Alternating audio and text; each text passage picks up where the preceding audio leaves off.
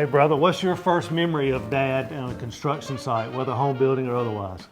You know, we've been doing this for a long time. When you go back to our 20 years, his 20 years, it was 40 years ago. 40 years ago, I was barely a teenager. And I remember Dad started his first project, which was Joshua Tree Townhomes. And he was in the process of, I think he just put in his first footing for his first townhome building, and it rained. And so all the mud where you dig out for the foundation was now sitting on top of the concrete. Top of the concrete. And I remember him giving me a flathead shovel and said, we got to clean this. And it was a big footing, and it took a while. But that was my first memory of working for Dad. So I have one even back further than that. Just, you know, when I got interested in construction to start with, I was probably 5 or 6 years old, and it's back when we were in Raleigh, North Carolina, and Dad worked for the U.S. Army Corps of Engineers was building a big earthen dam, and he took me out there one Saturday and put me up on all that earth moving equipment. Those guys rode me all over that site. I was pretty much hooked at that point. I love being around construction, and but on the home building side, oh my gosh, I've got so many memories as a teenager of things that we did, from, you know, digging footings, cleaning out underneath houses. You know, he even let us dig a whole footing for one of the townhome buildings in Joshua Tree. It was the last building on the left when you go all the way to the back, I remember. And I think the biggest building. It's still standing. It's still standing. It's still standing. So we dug those footings and put the steel in there and then poured all that concrete. And we didn't know what a pump truck was back then. No. Dad didn't believe in a pump truck. A pump truck was a wheelbarrow. You fill the wheelbarrow up full of concrete and you wheel it wherever it needed to go. And so I can remember doing a lot of piers underneath the back of those buildings and wheelbarrow concrete to the back. Well, you know, that one building you're talking about, what I remember about that building is we dug it and it rained. Yep. Then we had to clean it out again. Yep. Got it ready, it rained again. So the reason that building is standing, I think those footings ended up being about 3 foot wide. Probably so. By the time we were done with them. And back then, I think we worked 60, 70 hours, so we got time and a half. So I think that bumped us up to about $5 an hour. $4.50 maybe. for that building. But you know, you mentioned earlier about the equipment side, so I want to tell a story on myself. Is, you know, we got to drive the equipment a little bit and we had a backhoe that we used to clean around the houses back in the day. So I'd driven this backhoe back around the back of the house, and the snack truck. The snack truck came by, blew its horn. So I'm like, oh, it's 3:30 in the afternoon, we'll give me a snack. So I turned it off and went and got a snack. Well, it was sitting on a hill, and it kind of slid down the hill a little bit and got wedged into next to the house. I remember that. And Dad said, well, you got it stuck, so you figure out how to get it unstuck. And brother figured out how to go get some winches and come-alongs and get this backhoe unstuck. But I remember getting that thing stuck, saying, how in the world are we going to get this thing? That might have been the last time we let you drive a piece of it. Probably was. Probably true. Yeah, I was lucky. I knew how to operate most of the equipment. So Dad always would hire our buddies, and we'd put together a little summer crew. And we would clean and sweep houses, and maybe we would do a little landscape, and maybe we'd pour concrete sidewalks, things like that. But I knew how to run all the equipment. So I would pull up to the trash pile on the tractor or the backhoe, and then my buddies would then load the bucket. And so I had it a little easier than most of y'all. I remember you, and who were you under a house with? And y'all were both kind of bulking up, playing football, and it was like a competition. Was it Reed? Reed, it was Reed. And so they would be I'd just stand back and watch. Okay, who's can get their wheelbarrow the fullest of dirt to get out from under this house? And it was a competition. And so it made life easier for me to just watch y'all compete against each other. One of the things that was always interesting with our father is he allowed us to work and he allowed us to make mistakes. And you know, kind of through that, we were able to learn kind of ourselves, but there were a lot of lessons in that. And that's one of the things I think when you go through as well, is understand that some mistakes will be made. And so you just got to let somebody learn a little bit along those lines. And that's one of the things with the team that we've got, is we've got a good team, and we can watch the team, and we know that, you know, all of our decisions aren't always perfect, all of their decisions weren't always perfect, but we're going down the same path. Right. And we're making progress to get there. And I think that's one of the big things with, you know, when you start a business, is trying to understand how you interrelate with you know, your partners and your team, and make sure that you are on that same path. Yeah, yeah, I would agree. You know, empowering your team and then trusting them to make good decisions. And like you said, nobody's perfect. We all make mistakes. And all we ask if somebody makes a mistake is you just confess it, let's correct it, and then let's learn from it. And good grief at the number of mistakes we've made over the years. And, you know, talking about Dad letting us make mistakes, you remember that old backhoe he had? I can remember spreading a white sheet out down there. Something was wrong with it, and we took that thing completely apart. There were parts everywhere down there, and I was maybe 16, 17 years old, and he's let me tear this thing apart and try to fix it. And just the things he would let us do, knowing that we would not always succeed, but it was part of the learning process. Right. If you're not out there trying and working, then you're not growing. And the goal is to constantly be growing and learning. And so that's one thing that Dad did instill on us is he challenged us to get out there and work and, you know, make decisions and move on. And it won't always be the right one, but at least you made a decision and you moved on. Right. So Mark, we've been in business for 20 years now. It's taken a lot to get to where we are, but what are some of the things that you're grateful for? You know, I go all the way back to really being grateful for the way that we were raised. You know, our parents taught us the work ethic that we've got to work hard and to give back to the community and to treat others with respect. And, you know, then Dad creating the Ivey name and what it means in this community. I mean, I'm grateful for that upbringing and that legacy that he established for us to then step in and follow. Yeah, it's a really good point, because we're celebrating our 20-year anniversary, but we're building upon the 20 years of Dad being in business, so it's really 40 years that we're celebrating now. So what are some of the things that you think helped him get to where he was and then us get to where we are in terms of our subcontractors and our team around us? You know, I think a lot of it has to do with the way we treat people. You know, you always treat people with respect. Treat them just like you treat yourself, and you know, they put their pants on one leg at a time just like we do. And Dad always treated his trades and vendors and employees with respect. He gave back to the community. I think that helped him build a team that then helped him be able to build the custom homes and the quality homes that he built over the years. And then that in turn taught us how we needed to treat our team members and our trades so that we could do the same thing. Yeah, it's really true, because you and I aren't out there every day in the houses. Our team is the one that's out there interacting with our buyers and our customers. So talk a little bit about our buyers and our customers over the years and what they've meant to us. Yeah, we wouldn't be in business without our customers. You know, they have to buy our homes for us to be able to build another one.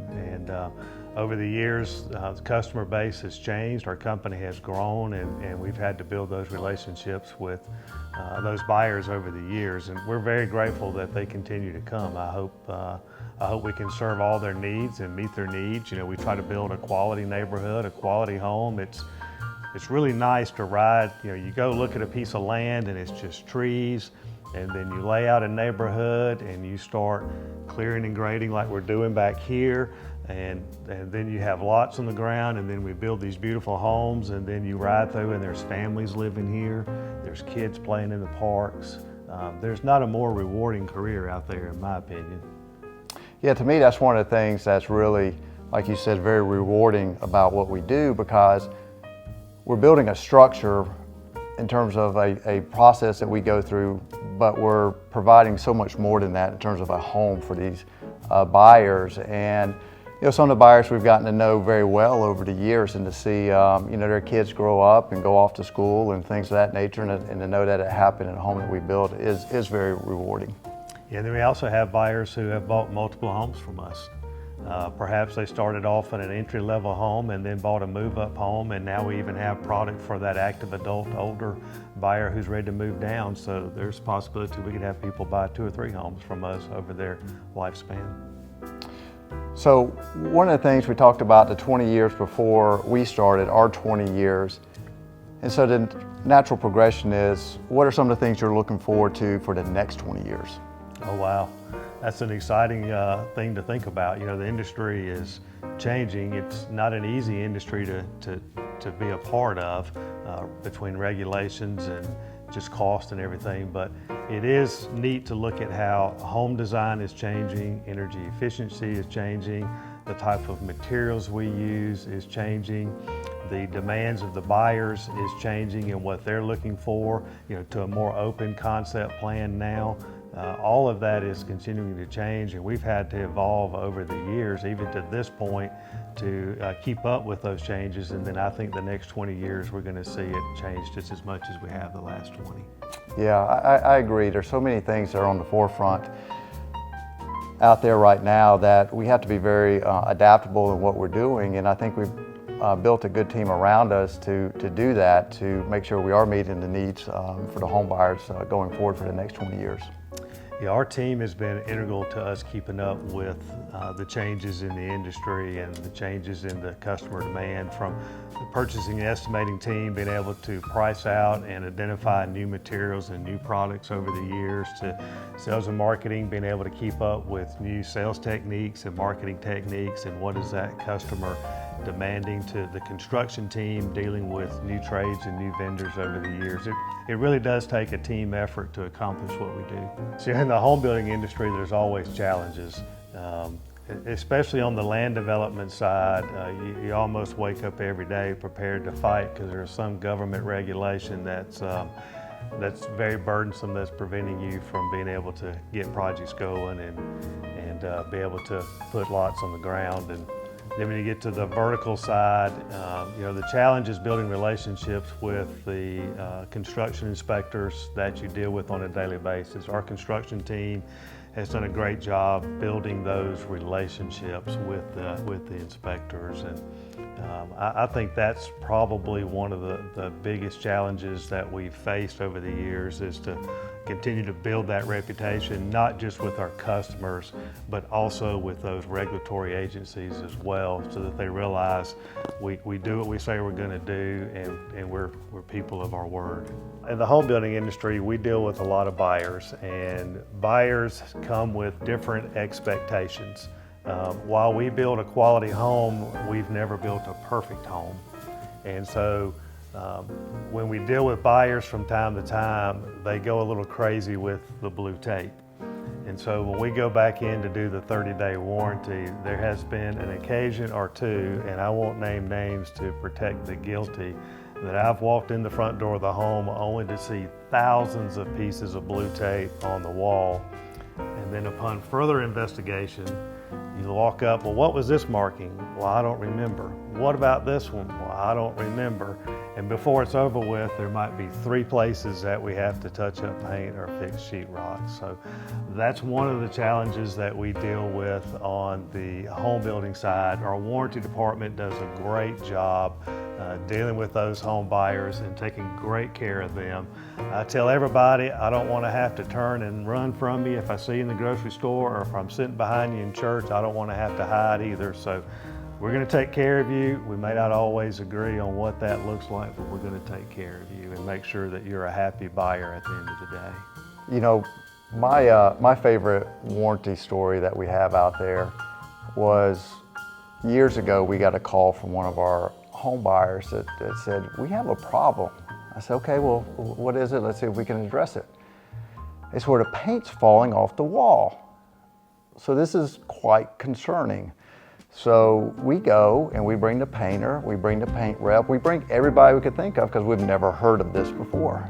And so we go and look, and he said, see right there in this spot, the paint is coming off the wall. And so we look at it, and it turns out that it was a double-sided sticky picture hook that when he took it off the wall, it pulled the paint off the wall. And so I just remember that sometimes some of the stories that we get from our buyers end up being a little comical, but that was one where we went, and I think we made a good friend out of that particular buyer, because we did go put the effort into seeing what was the cost, and we might have actually touched it up for him while we were in there. I think we did take care of it, and he was very happy. Right. We took care of him. The other one that we see a lot is concrete. So I tell everybody there's two types of concrete. There's concrete that has cracked and concrete that will crack. Concrete cracks. And we do the best we can to control where it cracks and to make it crack where we want it to crack, but that's not always the case. And so we do get phone calls from home buyers from time to time concerned about cracks in their driveway, cracks in their porch, cracks in their slab. And so we have to go out and evaluate those and then educate that buyer as to how concrete performs. Every house that's built expands and contracts to some degree. Moisture content changes and you get some cracking and molding. We see that on our warranty list as well. But the part I enjoy too, Matt, swapping gears a minute, when I used to be involved with the rough-in walkthroughs, when we would meet the buyers out on the site, the house has been framed, it's their first chance to walk through and get a feel for that home, and they're like, wow, this is great, my sofa's gonna go here, and my bed's gonna go there, and we talk about where we wanna put outlets and switches, and I had like a hose bib here, and we talk about where some of the AC vents are gonna go. It's really neat to see the excitement that the buyer has when they get that opportunity in the beginning to go in and see that house at that stage. And then at the end, when we do the homeowner orientation tours, it's another chance for us to showcase that home. And our construction team does a great job of showcasing our homes and walking through. It's a chance for them to show the buyer the fruits of their efforts and how hard they've worked, plus our trades and vendors have worked to make that house a home for that buyer. Right, and to see how all their personal selections really came together for them. Yeah. And how excited they are. So brother, you love to do floor plans and you've got a great eye for floor plans. How have plans changed over the last 20 years? And then what do you think they're gonna look like 20 years from now? It is interesting. 20 years ago when we started, development costs were lower, so plans tend to have a lot bigger footprint to them. And then as costs have gone up, we've seen plans kind of change a little bit. We're a little bit tighter footprint, but the offset to that is they've become much more open, so they feel bigger than maybe some of the plans that we built in the past. And so that's been kind of an interesting evolution to see how that's changed and the perception of plans have changed based on the openness and the square footage. Going forward, one of the biggest challenges that our industry is facing is just attainability of homes and the price points of homes. And so I think that's the next evolution, is what can we do to continue to drive value and provide value for our home buyers, but still be able to do it at a price point that's attainable to most of our buyers. And so that's where I think our industry is heading, is being able to provide the attainability that's sorely needed in our market. So brother, Dad taught us to always give back. And this being our 20th year in business, why don't you talk a little bit about how we're going to give back? Well, a couple of things. Talk about just the evolution of being able to give back. When we started our business, we didn't have anything but time to give back. So as the business has grown and the business has flourished, there's a couple of things that we've done. And one of those is we have our quarterly campaign. And so we do a quarterly campaign where we pick 2 to 3 charities, and we let our home buyers decide how they want to donate their money to these charities, or money that we are contributing on their behalf.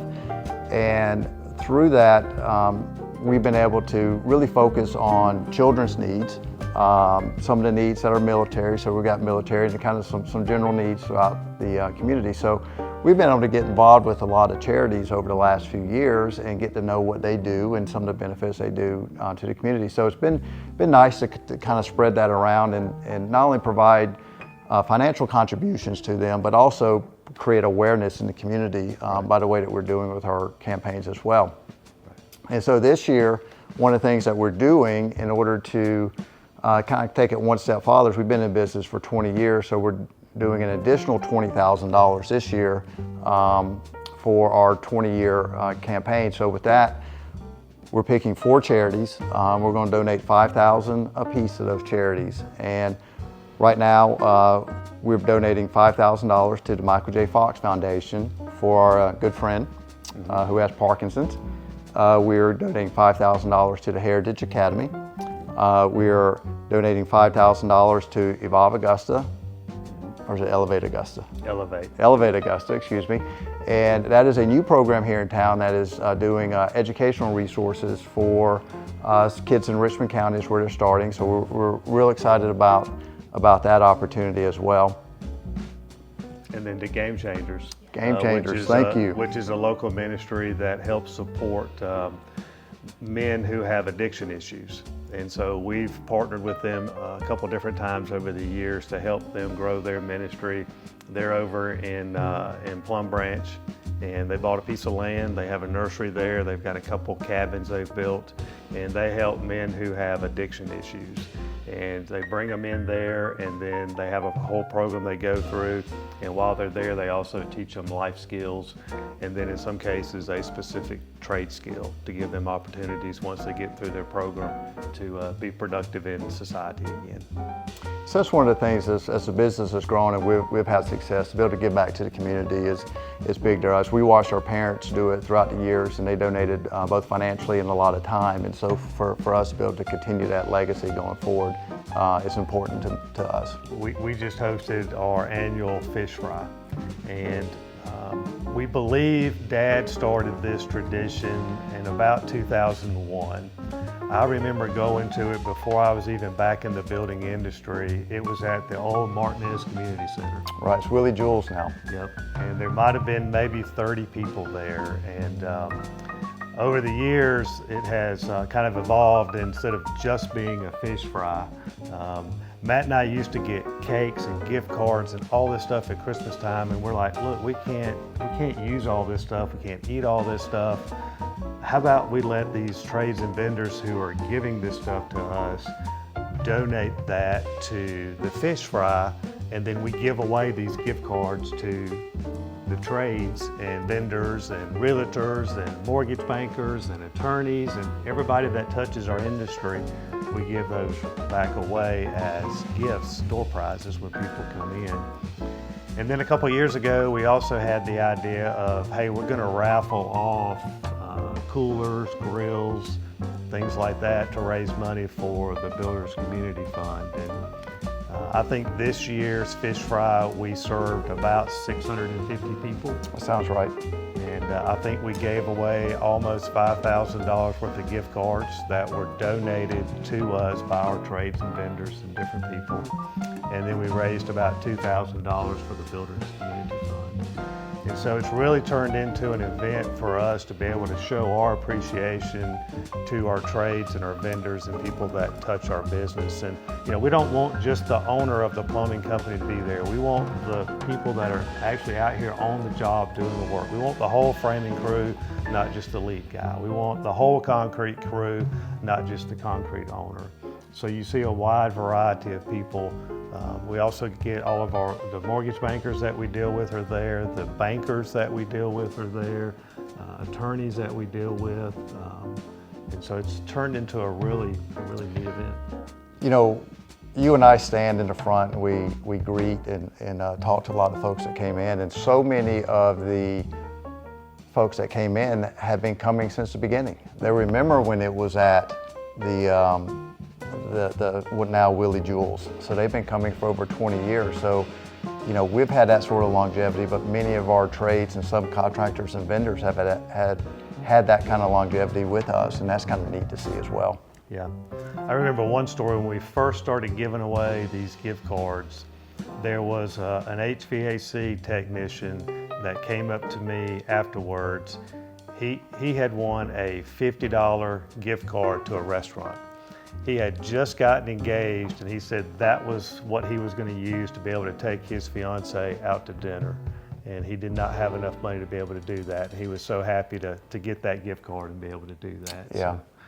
So, it's just little things like that make a difference to, the people you work with day in and day out. We forget sometimes that, that person that's out there on the job site, if they're not working, they're not eating or making money. And so there's a lot on our shoulders to make sure this company keeps going and we keep building houses, because there's, with 650 people at the fish fry, there's a lot of people that gain their living from Ivey Homes. One of the things I appreciate from the experiences we had growing up in the industry is with Dad starting his business, it gave us an opportunity to work. It gave us the appreciation for work. And that is something that I know you've tried to instill in your kids, and I have as well, but that opportunity that he gave us at such a young age to work and to learn the value of hard work. Yeah, you know, it's been interesting over the years to see how, you know, God gifted us both with different skills. And, you know, being a family business, you hear horror stories a lot of times, but I think with you and I, we're each gifted with different skills. And so we're able to be very successful in this business as a family business because our talents do complement each other. You know, it's been an interesting 20 years, and we've talked about how the company has changed and how things have kind of changed over the years, but what things have you learned and how have you changed over the last 20 years? Well, 20 years ago, I was a young man, had more hair, so a lot has changed since then. I would say that when we started our company, it was so much about what it took to get started. We didn't have processes in place. We didn't have very much money. We had a background in terms of a name that our father gave us in this business, but when you start a company, you're dealing with everything. A lot's coming at you, and then as the company has grown and we've added a team, it's giving us, me particularly, flexibility in some of the other things that we do, so it can help the team grow. And so that's where I've seen kind of myself in the transition I made. It's more about me and you having to do everything to now I've got a team that I can watch grow and help mentor them for the next 20 years. Yeah, that's really good. You know, I'm kind of the same way. I feel like over the last 20 years, I've kind of figured out what I was really capable of doing. You know, after doing engineering for so many years and then transitioning over to the home building business, you really didn't know what to expect. You know, my exposure to home building with Dad was, you know, picking up trash, digging ditches, hauling lumber, and to go from that to now being a part of the ownership of this business and leading a team, that really has surprised me at what we've been able to accomplish. Yeah.